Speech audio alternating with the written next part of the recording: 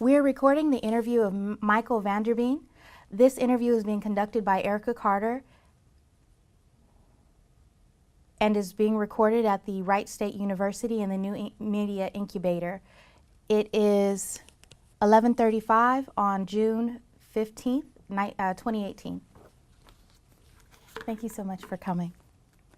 We'll start with some simple stuff. Where and when were you born? I was born right here in Dayton, Ohio on February 21st, 1950 in Grandview Hospital. Okay. Who or where were your parents and what were their occupations? Well, my father was also a Marine. That's what enticed me to join the Marine Corps. I was third generation. My mother, unfortunately, was tasked with raising my sister and I by herself. My father, he wanted to find happier hunting grounds. He left us when I was a wee one. I was about 2 or 3 years old when he decided to part company. And so my mother had to raise us by herself with very little help from him. But I was raised in a house full of women, and it was a rough go. Okay. You mentioned you had a sister. What's her name, and did she serve in the military? No. She, through no fault of her own, wanted to get out of the situation as badly as we all did. Mom didn't have a choice. She worked her tail off to raise us. And Marilyn married at a young age. She married when she was 16 and started having children. Right away. She ended up having quite a few kids. My nieces and nephews. There are many of them. They're all living good lives, Okay. as good as can be expected. Okay. But she's passed, unfortunately. She passed at a young age, 53. That is very young. I lost her in 2000, and God, I miss her. Aww.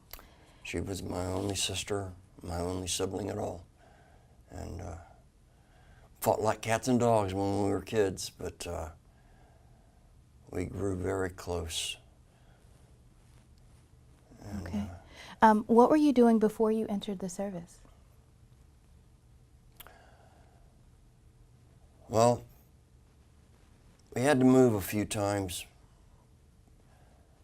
but we ended up in Overlook Homes, low-income housing. And Mom worked at the same job, McCall's, for years. And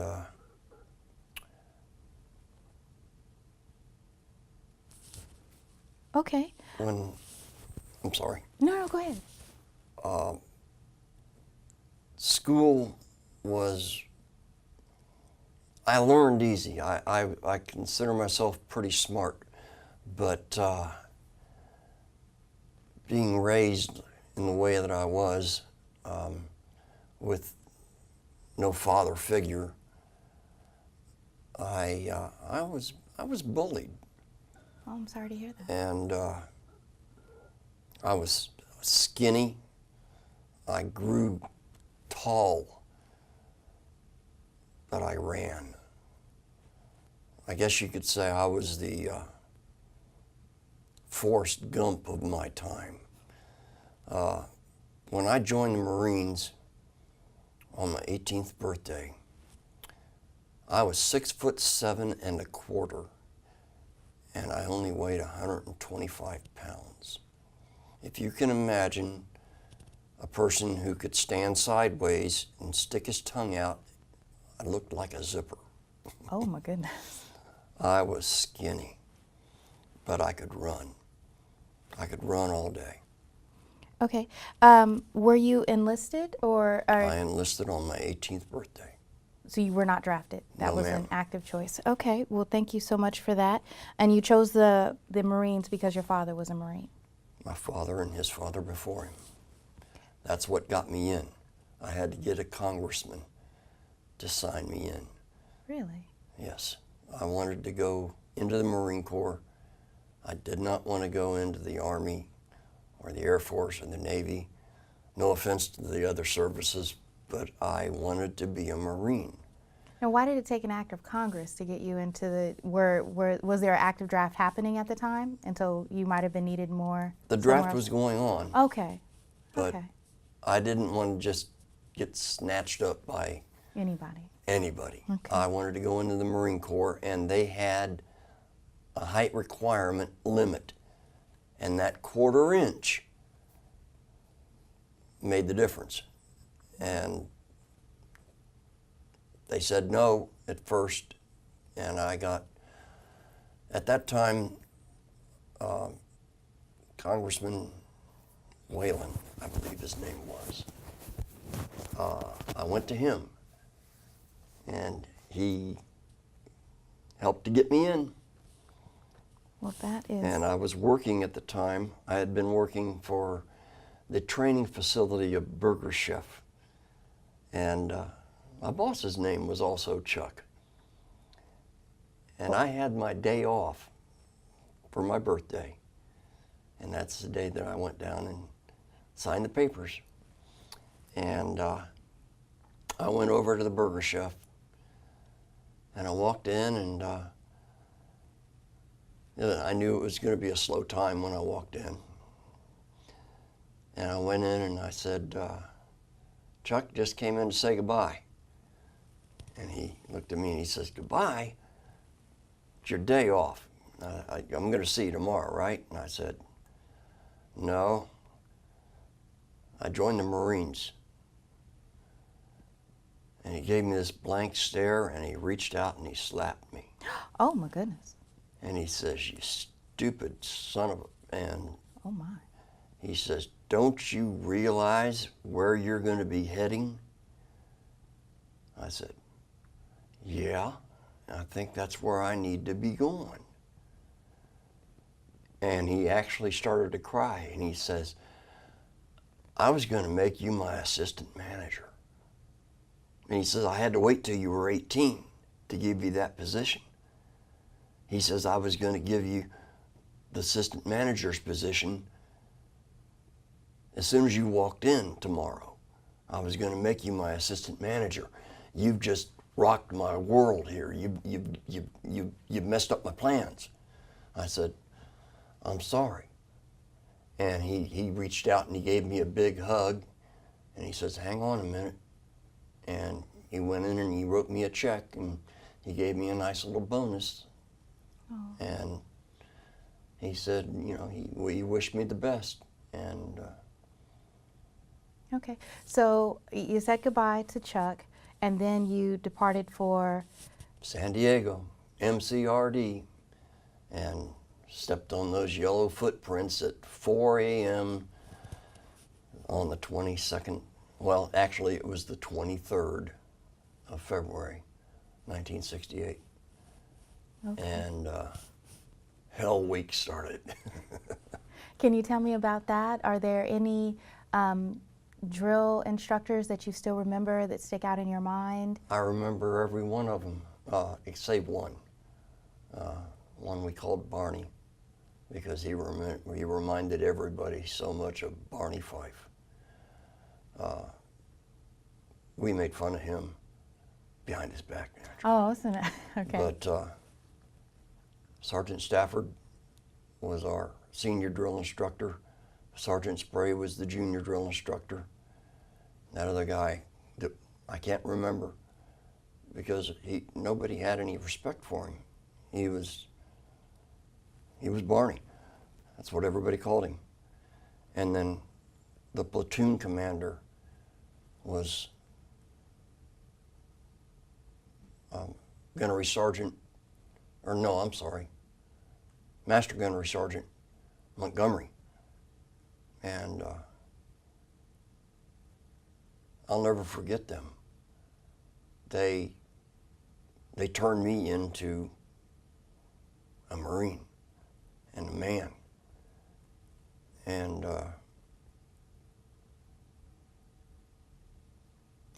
how long is Marine Corps training? Basic training? Usually, up until that time, it was 14 weeks. Vietnam changed everything. The attrition rate was so great, they had to roll them out because they needed replacements so badly. Okay. So what was your job in the Marine Corps? Well, it's an MOS is what they call it. Okay. It's 98% of my platoon when we graduated, the drill instructor, the day before graduation, he got us all gathered around him and everything, and he started telling us what our MOS was. And he went alphabetically, and with myself being a V, I got used to it somehow. But, all right. Arguire 0311, which is infantry. Rifleman. Grunt. Okay. Did that That's- require any other training? You were done after you were trained, you were ready to go. Everybody was trained to fire the M14. And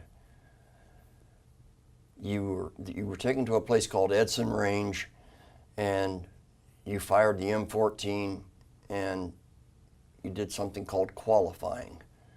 And you fired at 500 meters, and however many bullseyes you hit with so many points.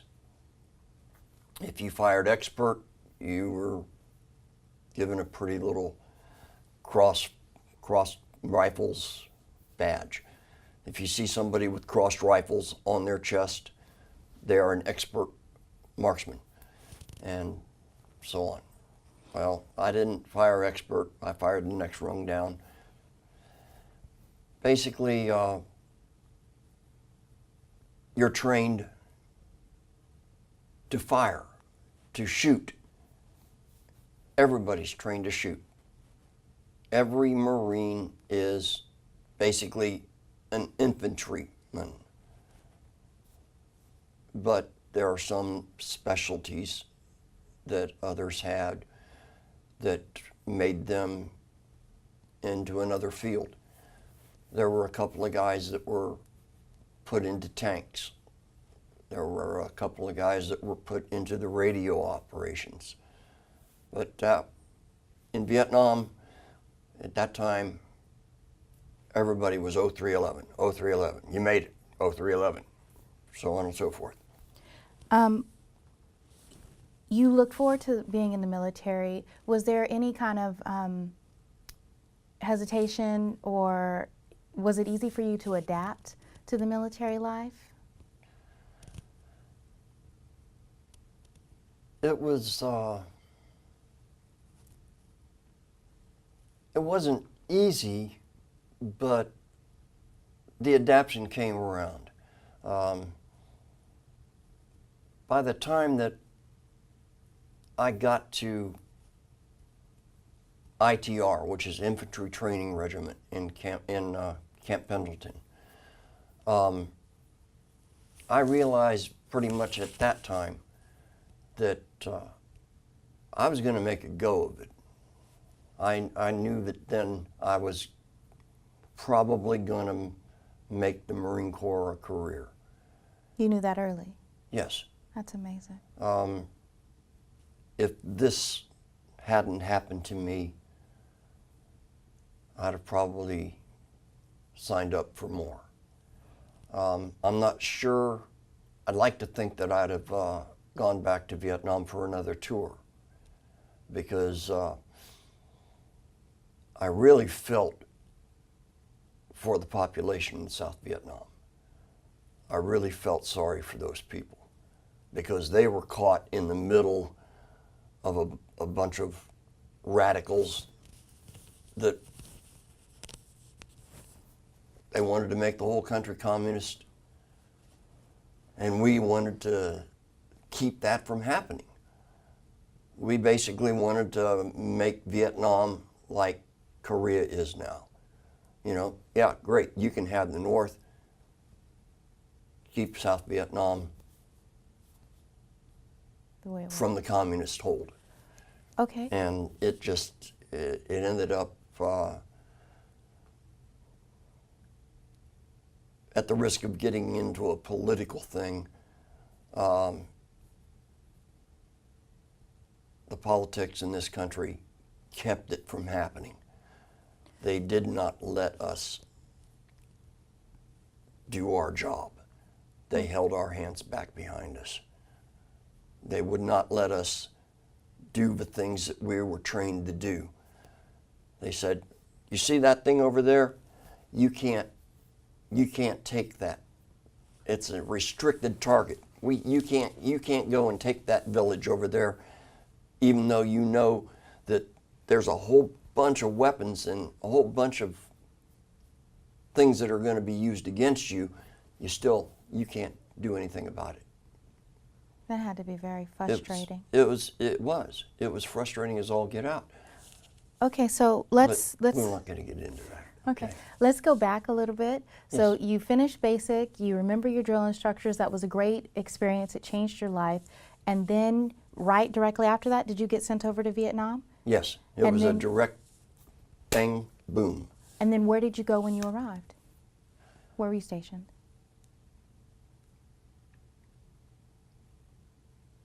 I had 2 days in Da Nang, which is where the airliner that took us, we had 1 day in Hawaii when we weren't allowed to even leave the airport. Oh, We got to see Hawaii from the terminal of the airport. And then it was on to Okinawa. And again, we were not allowed to leave the base in Okinawa. And then it was to Da Nang. There was 2 days in Da Nang, and then we were split up. I was told that I was going to go off to this place called An Hoa. And I didn't actually go to An Hoa. I went out and they put me in the middle of the bush. okay. And I got there to where I was supposed to go. And I got off, and it was like I had gone to another world. And I was introduced to the commanding officer, who in turn introduced me to my squad leader. And he introduced me to my fire team leader. His name was Green Bay. Everybody had a nickname. Everybody, nobody said Joe or Pete or anything like that. It was Green Bay. And what was your nickname? Well, I ended up getting the name of Limbo. That was my bush name. Well, Green Bay proceeds to say, all right, the enemy ain't too far away. Go over there and dig a hole and make it deep. We might get some action tonight. This is your first night at your first... My very first night in combat. Okay, and what unit were you with? I was with Alpha 15, Alpha Company, 1st Battalion, 5th Regiment. Okay. Well, I dig my hole. And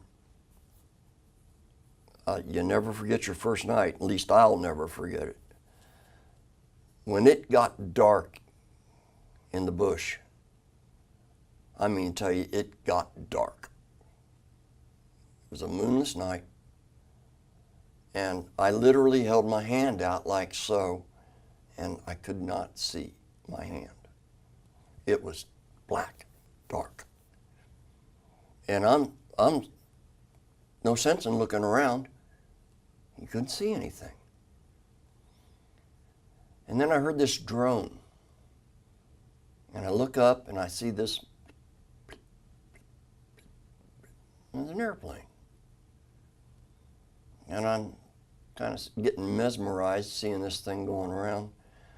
And all of a sudden this flare comes out. And all of a sudden everything's daylight. You know, I can see everything. And I see there's this guy over here in this foxhole. There's a guy over here in this foxhole. And another flare comes out, and it gets even brighter. And another flare comes out. And all of a sudden a sound emits from this airplane, and a line of red comes out. And it looks solid red. And I've been told that this is pretty close to the sound. It was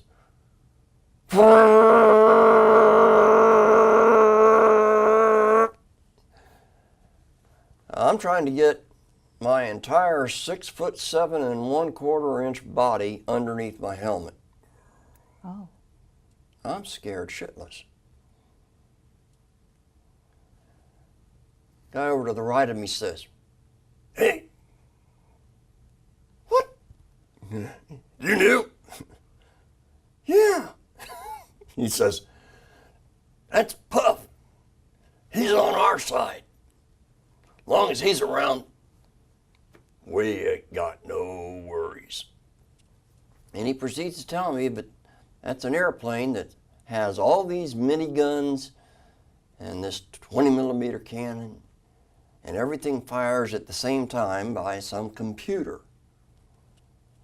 I didn't know what a computer was. It's 1968. What's a computer?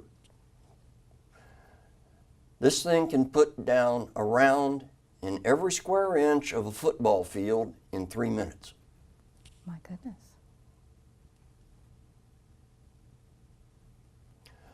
Next thing he knows, here, I saw him, and a little, gets me right in the cheek. I look down, just a little cigarette. I said, "What's this?" He says, "Smoke it.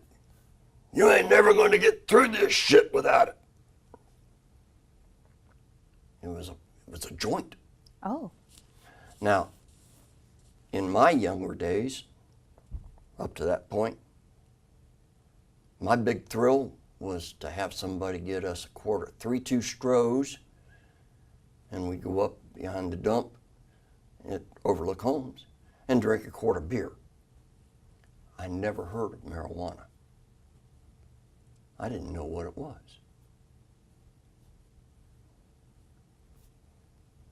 I figured,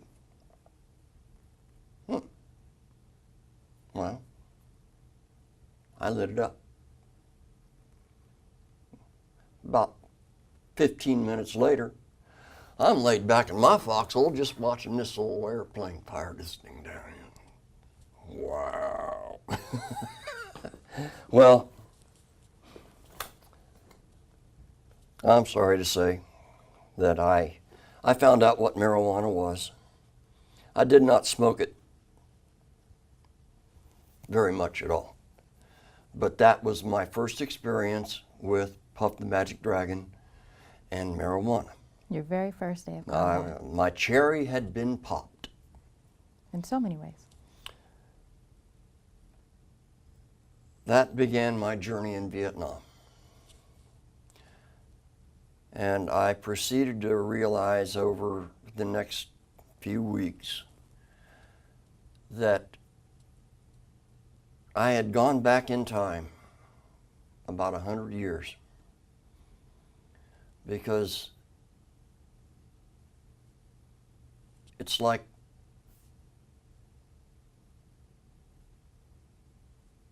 the black guys, who we affectionately called soul bros. They seemed to always get the shit details. They were always put on point. They were always sent out on listening posts or on guard duties. They were sent out on the perimeters. They always got the last dibs on the C rations when they were brought in. I didn't like this. When I finally got my fire team, after I'd been there for a while, attrition rate being what it was, we were losing guys all the time. Now, I'll tell you why. There's this base, Anwa. It was a Marine Corps repair depot. We were halfway between Da Nang and the demilitarized zone, DMZ.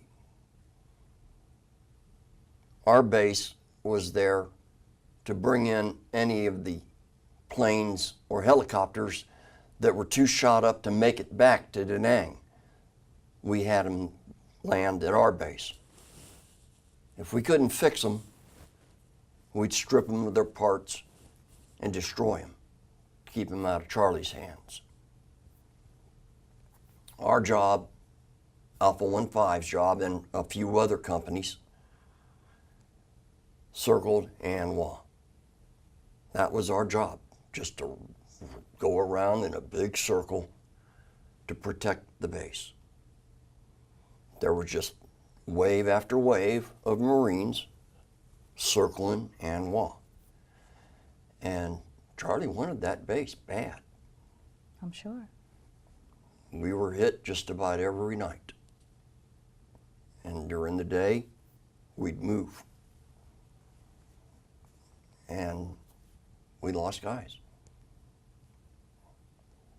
Every night, we'd lose 2 or 3 men, sometimes more. They'd come at us in waves. They'd come out of... We weren't fully aware of the tunnel complexes. We were getting an idea. And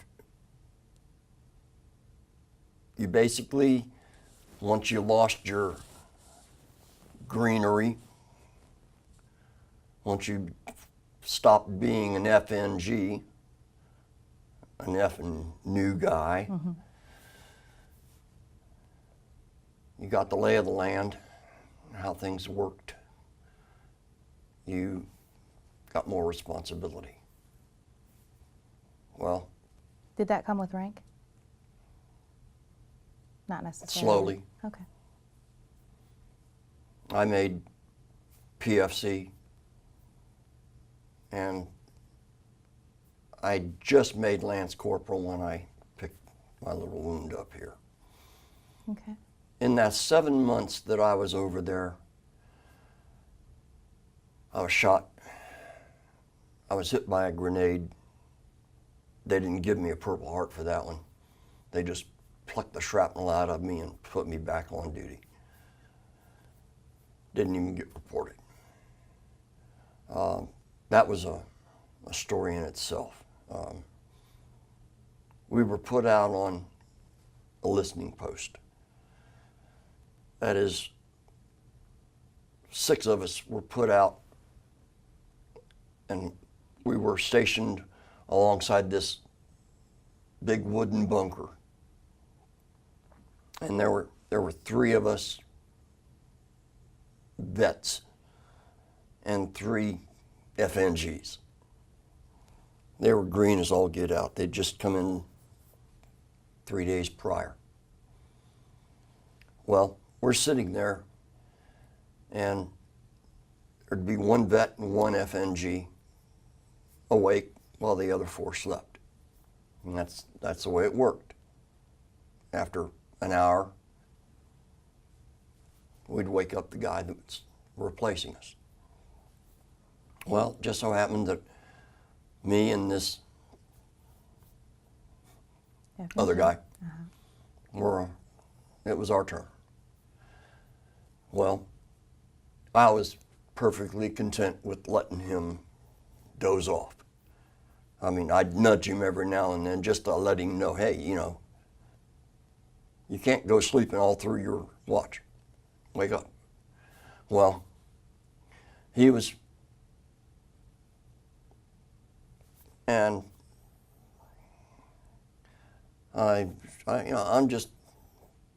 I'm watching. Well, you've heard of when your hair on the back of your neck raises up? Yes. Well, it did. You actually smell the enemy. Believe it or not, you do. Well, I got a whiff. And I just, real slow, I look over, and there stands a Viet Cong. And he's just doing the same thing I'm doing, looking around. Well, I real slow start reaching for my weapon. Right about the time that I've got it in my hand and I'm bringing it up to bear, FNG sees him. And he goes, "Huh." Back he goes into the bush, and the shit hits the fan. Next thing we know, these Chi-Com grenades. Now, all that is a glorified M80, but it's got shrapnel in it. It's got little pieces of metal. They start lobbing them over this bunker from the other side. Well, we start lobbing the good ones back. I got the radio. I radio back to the CP. We got action. They're right at our perimeter. They tell us to hold the position. Well, it's getting hot and heavy. And I said, "Sir, all due respect, hell no." We head for the CP, and I mean to tell you that they were shooting everything they had at us. I felt the rounds zinging over my head and coming out my footsteps. I don't think our feet hit the ground 10 times getting the 200 yards back to the CP. And we had a 4-hour firefight. I mean, they were hot and heavy. Well, before we headed that way, they lobbed a Chi-Com grenade, and it landed this far from my leg. And I kicked it just far enough away that it didn't do a whole lot of damage, but it did kick a bunch of shrapnel into me. Well, didn't keep me from running back to the CP. And I didn't get chewed out for disobeying the order to stay. But if we'd have stayed, we'd have been annihilated. Mm-hmm. There'd have been 6 Marines on that wall in D.C. Our 6 names would have been there. And they knew that after they saw what kind of odds we had stacked against us. Luckily, we had some armored vehicles in our area. And we fended them off. But we lost quite a few people. All the rest of the LPs that were out there, they did not fare well at all. But that's just a sampling of what went on just about every night. But it was a very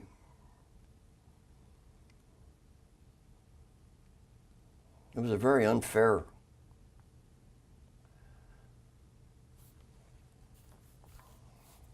everything was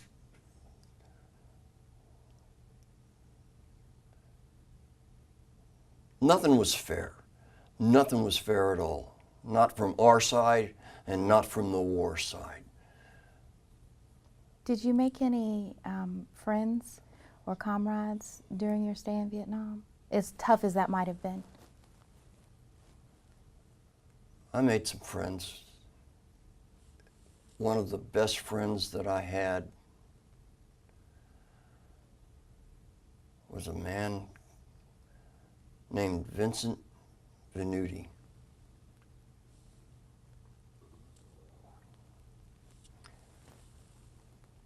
He loved playing the harmonica.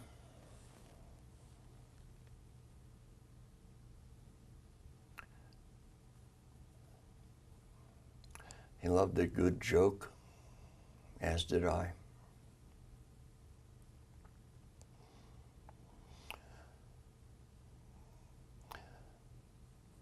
We became friends. Was he in your fire squadron? No, he wasn't on my fire team, but he was in my squad. Okay. He was-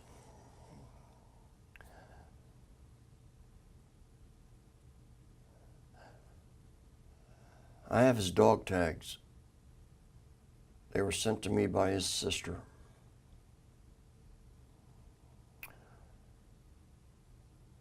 Eight days before I stepped on my landmine,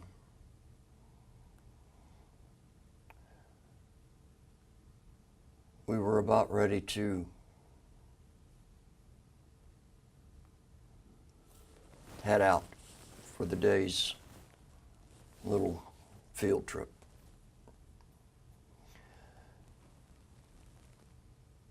And Vince volunteered to take the point.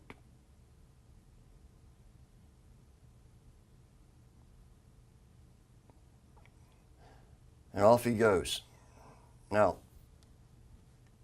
every morning, there's a bunch of engineers that are supposed to sweep the area that we're heading out into to make sure that Charlie hasn't put down any IEDs in the night while we were sleeping. Well, they had given our CO the all clear.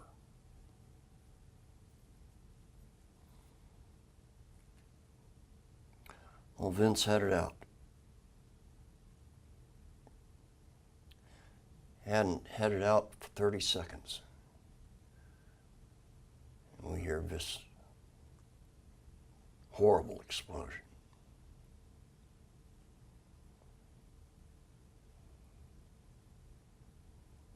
And Vince was gone. He'd found a mortar these engineers had missed.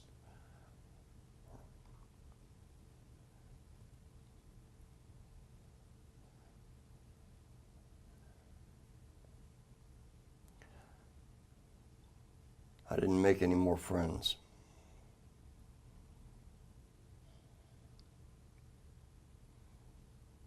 People didn't want to make friends, really.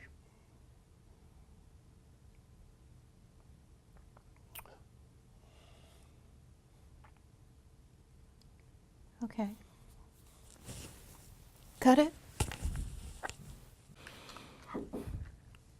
We are continuing the interview of Michael Vanderveen at the Wright State University in the new Media Incubator. It is now 12:16 on June 15th, 2018. Okay, Mike. That was January 10th, 1969. And that was the day that I turned cold. I wouldn't make any more friends. When the new guys came in from that day on, I pretty much told them, what to do, what to expect, and how to make sure that leeches hadn't gotten on them, and if they had, how to get them off. How to keep intervals to make sure that they weren't too close to the guy in front of them. What booby traps to watch out for.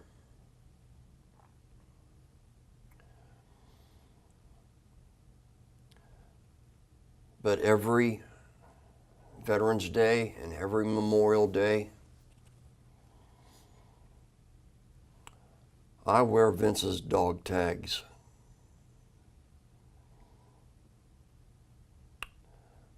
While I was in the hospital in Philadelphia, I wrote a letter to Vince's folks, and I told him about Vince's time in Vietnam and just what kind of a man he was, and that I was his friend. And I let them know that he did not suffer, that when he went, it was immediate.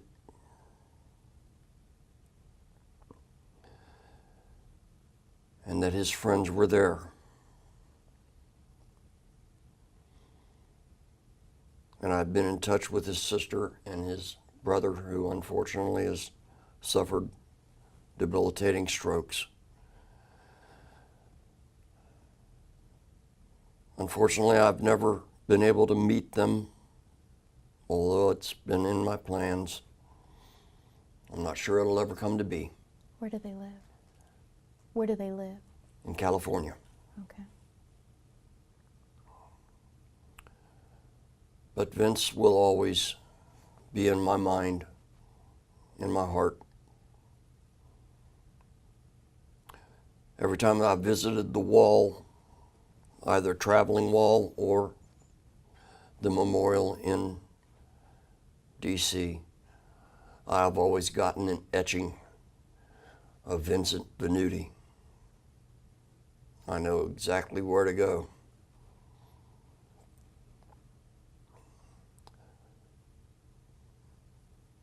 Okay. Vince Venuti was my friend.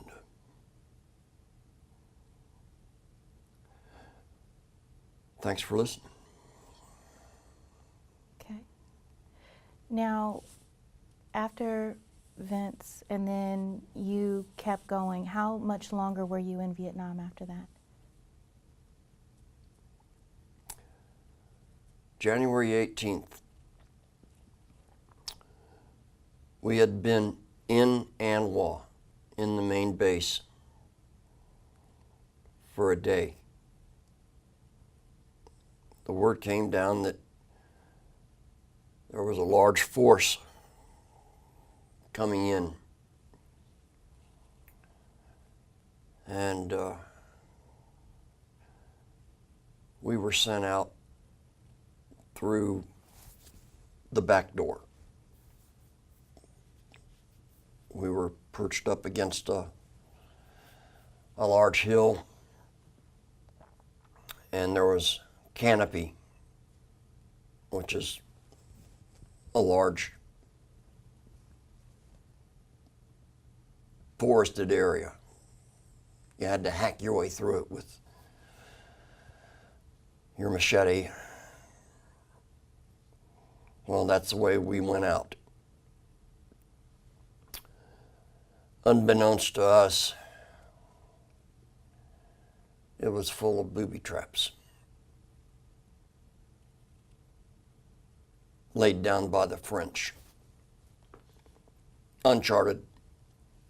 We didn't know.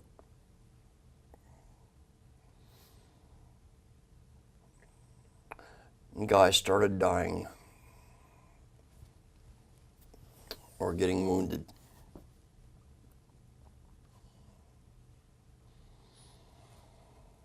I found one of them.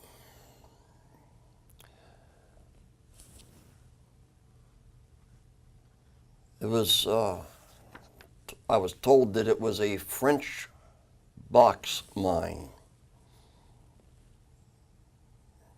Supposedly it was like an orange crate with a layer of plastique explosive and everything but the kitchen sink put down, nails, broken glass,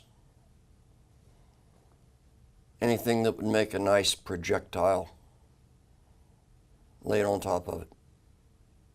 Weight detonated. Been in there since the 50s. Still worked.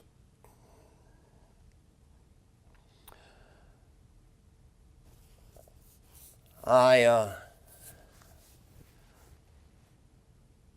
lost consciousness for, it wasn't 10 seconds. And when I kind of started realizing where I was and what was going on, there was still dirt coming down. And I'm on the ground, flat on my back. And I'm not feeling any pain, but I knew something was wrong. And I rolled my head over to my left, and I'm looking at a boot.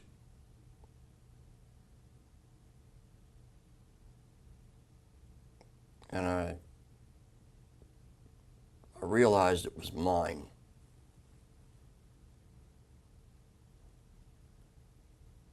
And then it slowly got to me that I'm looking at my own leg. And I started hollering and screaming. And next thing I know, there's a corpsman. And he's starting to put tourniquets on me and bandaging me up, and I feel him slap me on the shoulder.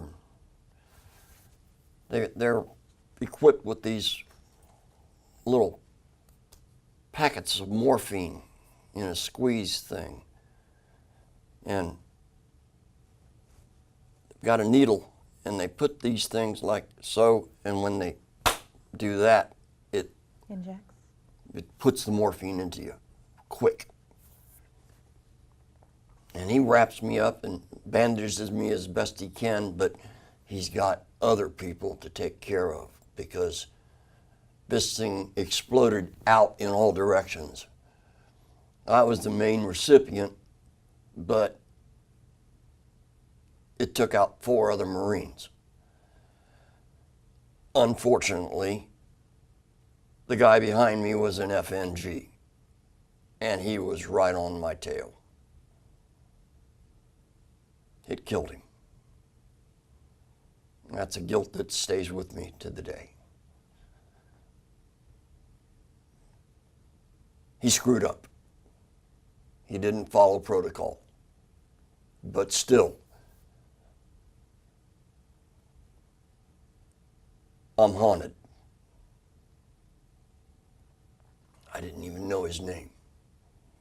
So sorry to hear that. But he's a Marine that is on that wall. And I'm responsible. The guys on both sides of me, I don't know if they lost their limbs. I don't know what happened to them. But they were taken out. The guy in front of me, he caught it in the back. But he had pack on. but I know that he got shrapnel down through his legs, in the back of his legs. All these people are wounded. Corpsmen are running all over the place because there's not just my landmine, they're all over the place. There's explosions happening.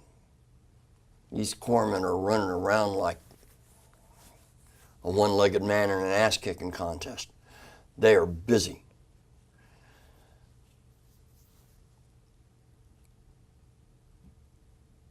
Somewhere out there's a man, I don't know if he's still alive or not, but there's a helicopter pilot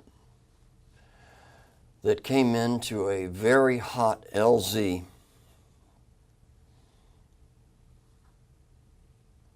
and hauled out wounded. He took a lot of fire.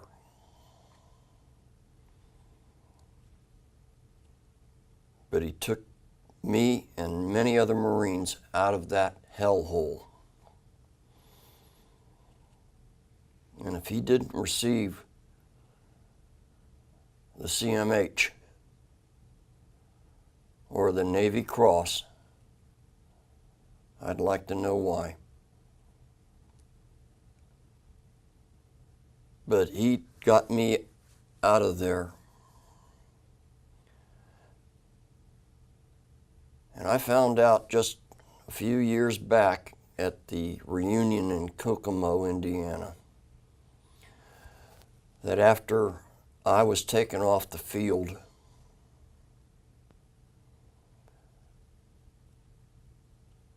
that the rest of my unit was decimated. Alpha 15 ceased to be. They came out of the woodwork.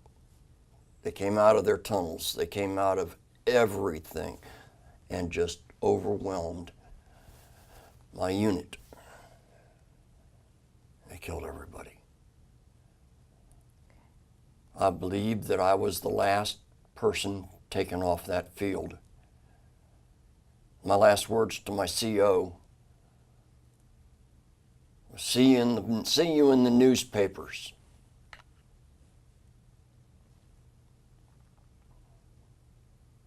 Guess not. So you received the Purple Heart? I received 2. I actually supposed to gotten 3, but hey, it's just a piece of metal. When they got me back to Da Nang in the field hospital, now this is the reason that I celebrate January 18th every year. Next year was the 50th anniversary of Boom Day.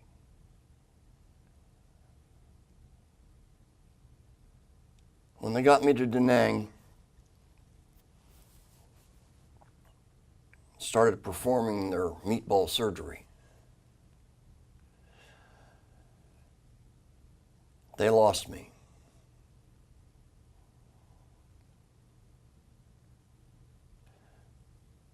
I find myself floating above the surgical unit. Now, I'm in a tent. That's where the surgery is taking place, in a tent in the surgical hospital. I'm floating above any tent. But I'm watching them operate on me.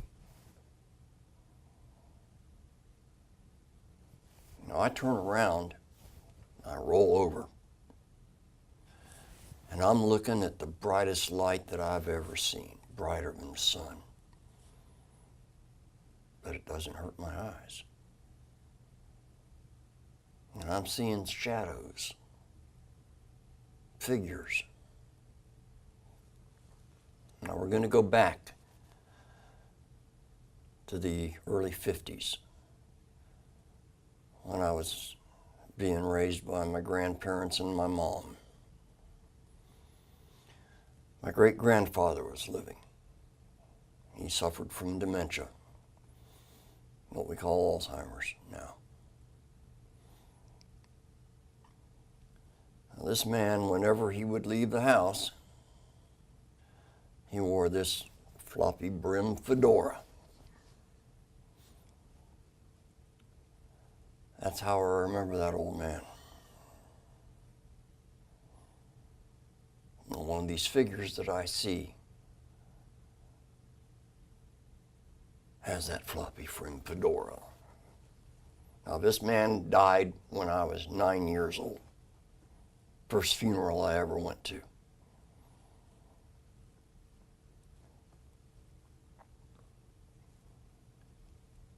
I'm looking at my great papa.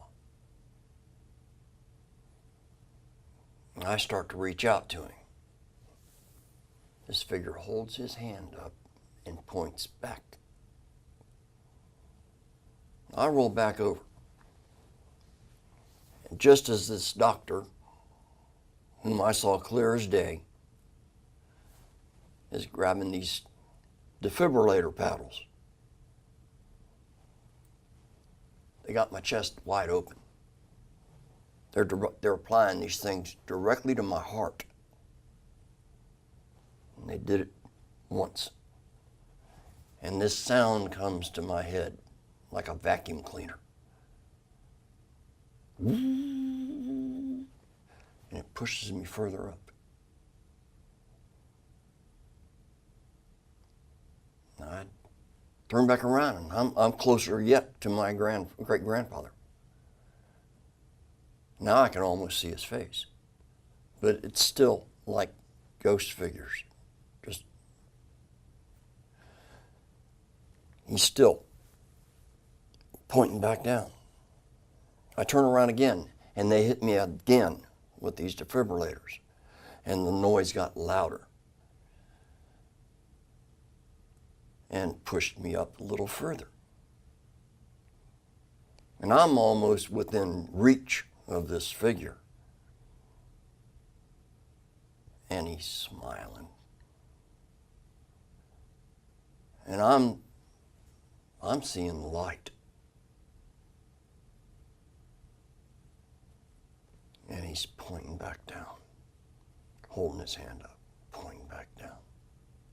I turn around and they hit me with the defibrillator a third time.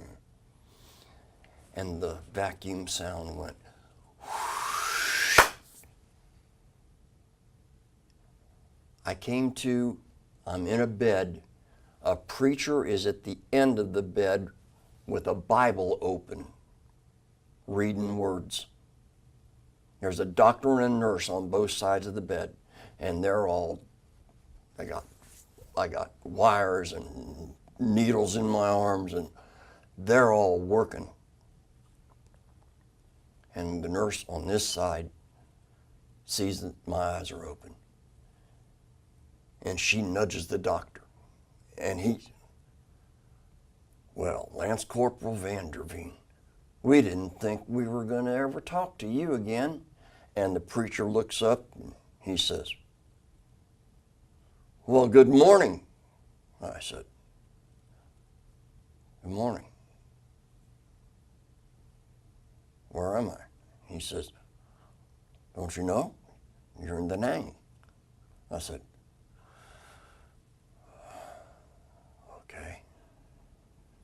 And I look over at the doctor on this side, and it's the one that did the defibrillator. I said, thanks for what you did, Doc. He says, what do you mean? I says, you had to hit me with them paddles 3 times, didn't you? How the hell did you know that? I says, I was watching. His face turned white and he had to walk away. And that preacher looks down at me and he says, you're going to have to tell me that story. I said, maybe later, Doc, I'm tired. He, call me if you need me, and he walks away. And he came back to me that night, and he says, you up telling me that story? And I told him what happened. He put his hand on mine and he says, son, I was about ready to leave this place. And he says, I was losing my faith. I have seen so much death and sorrow in this place. He says, you've restored it. He says, I thank you. That's why I celebrate January 18th every year, and my family celebrates it with me, because I have lived every day since that day on borrowed time, thanks to the man upstairs. I have undying faith. I know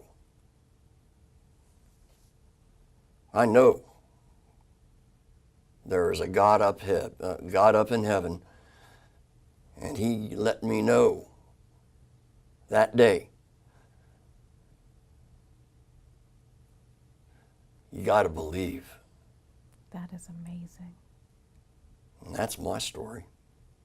Okay. So after that, you came back to the States. I came back to the States to another war. Please explain.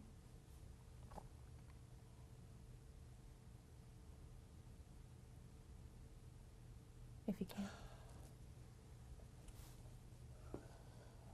My first time home, I still didn't have my artificial legs yet, but I was happy as hell to make it back to Dayton. Landed at Tkach Municipal. Now they still had red caps. I don't know if you know what red caps are or not. Red caps were porters, and they wore red caps. And they basically, if you needed any help or assistance whatsoever, they helped you. Well, I'm in a wheelchair. One of them old clanky Ernst & Jennings green wheelchairs I had borrowed from Philadelphia Naval Hospital. I've got my dress blues on. I got my medals on. Well, my shooting badges. My medals, that's another story.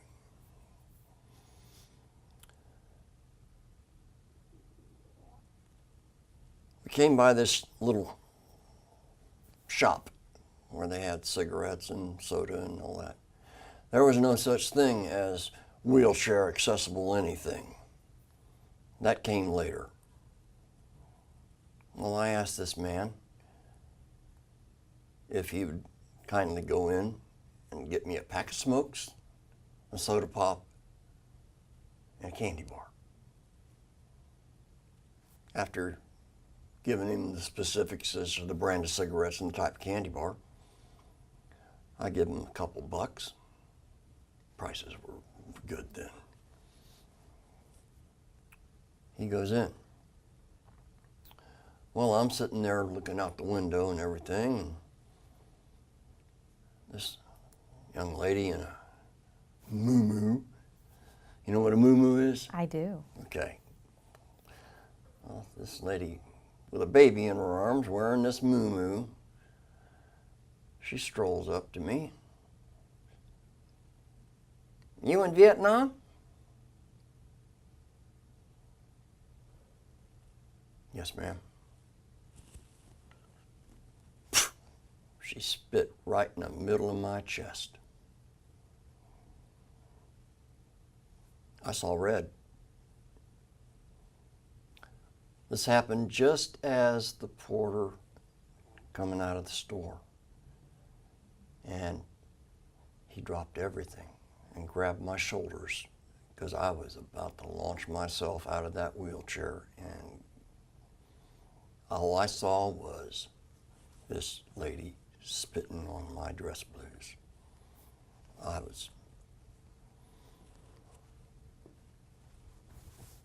They unceremoniously escorted her from the property. And this porter was in tears, apologizing. He says, wasn't no cause for her to do that.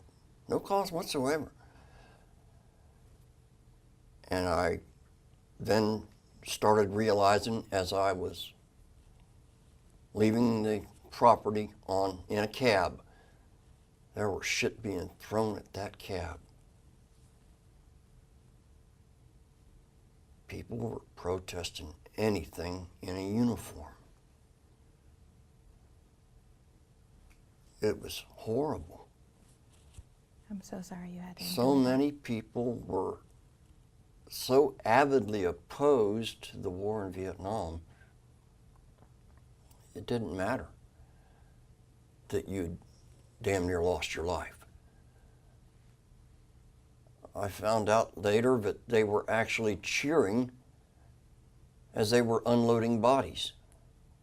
They were actually cheering that people had died. And I spent the next 8 years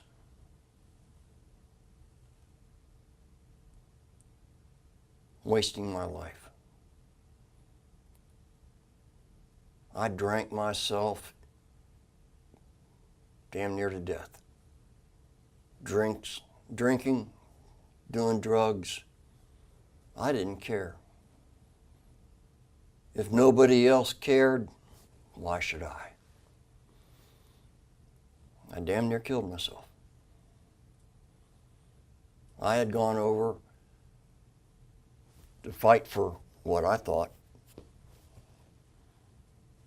was this country. And all this time, this country was fighting against me and my brothers and my sisters. And I was getting everything they could pick up off the ground thrown at me. Now they're starting to come around. Now I'm getting all these, thank you for your service. God bless you. Well, I'm grateful that this is happening. But I'm sorry.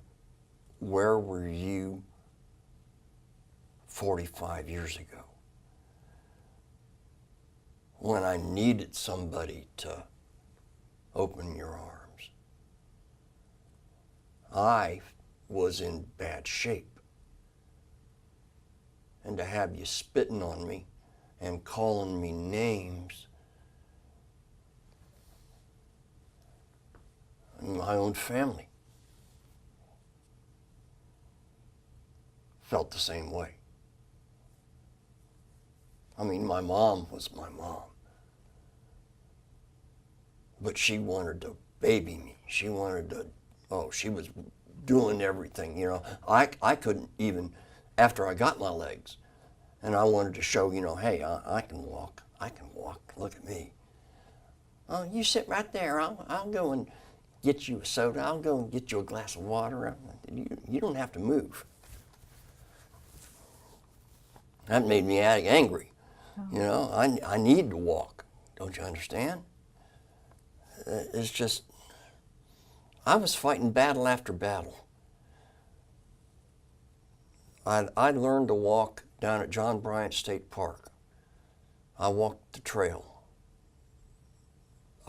Everything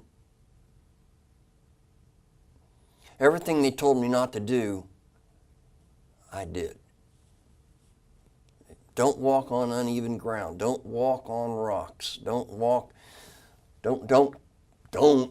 over logs. Don't do this. Don't do that. I went down to John Bryant State Park starting in the springtime of 1971. end of that summer, I walked a 7-mile trail to Clifton Gorge and climbed up that, met my buddy,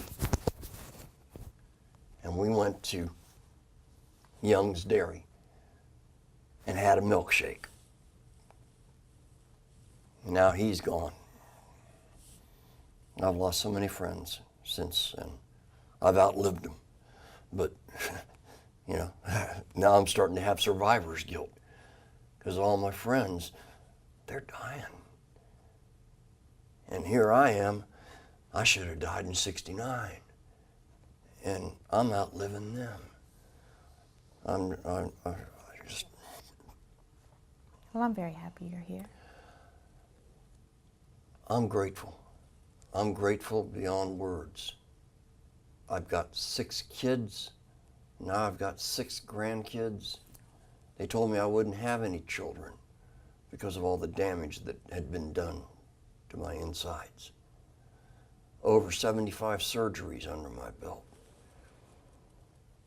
I've been close to death about 10 times. I've done things that they told me I was stupid to do. Well, I'm sorry. I had to do it because they told me not to. Okay. Hell with you. I'm doing it because I want to do it. I rode motorcycles. I was the first double amputee in the state of Ohio to get a motorcycle endorsement. Congratulations. I've done things that they told me I couldn't, told me I shouldn't. Well, couldn't, shouldn't, never brought the mail home. And I am proud to say that I played wheelchair athletics for 15 years. I fished the PVA Bass Trail, won 4 boats, including the national championship. Just celebrated my 25th anniversary with my second wife. My youngest grandchild just turned 1 year old on the 9th of this month. She's down in Florida. Unfortunately, we couldn't be there for her birthday, but I hope she knows we love her. Okay. Thank you so much for your time and your amazing story. Is there any message that you would like to leave to future generations, civilian or military?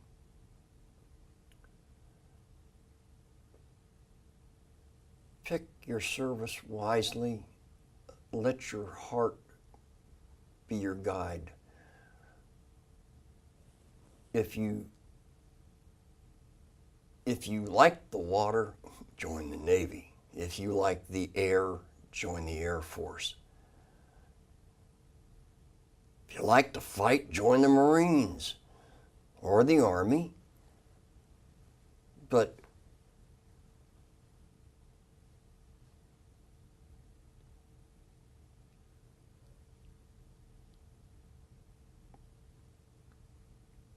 I pray that this war against terror ends soon. I doubt that it will. I don't think that it's ever going to end. I believe in my heart that we have the greatest president that we've seen in many years running this country right now. But he's up against the rocky shoals with the liberals and the Democrats fighting his every move. I wish that they'd come together and realize that he's the first president in a good 40 years that's actually keeping his campaign promises. He's doing his best. He's the first president ever to sit down with the leader of North Korea and actually trying to get them to put down their arms and put down their nuclear weapons. Who knows? North Korea might someday be a tourist spot. That would be something. Time will tell. But for all you naysayers out there but still don't think that Trump is a good person, my God, look in a mirror. This man is a savvy man. He's a good businessman, and now he is proving to everybody, if they will simply open their eyes and look at what he's done for this country. The job rate is lowest that it's been. He has created more jobs in a year and a half than any other president in the past 30 years. The job rate is at its best. No other president since Ronald Reagan can say that. Okay. Is there anything you feel like we haven't discussed that you'd like to add to this interview?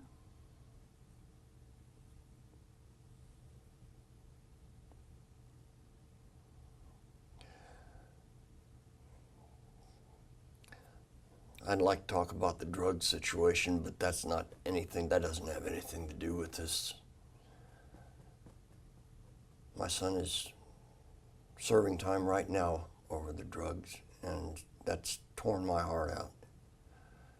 But he'll be released soon, and I've got all, I believe in my heart that he's going to make it. Good. Good, good, good. Knock wood. Oh, okay.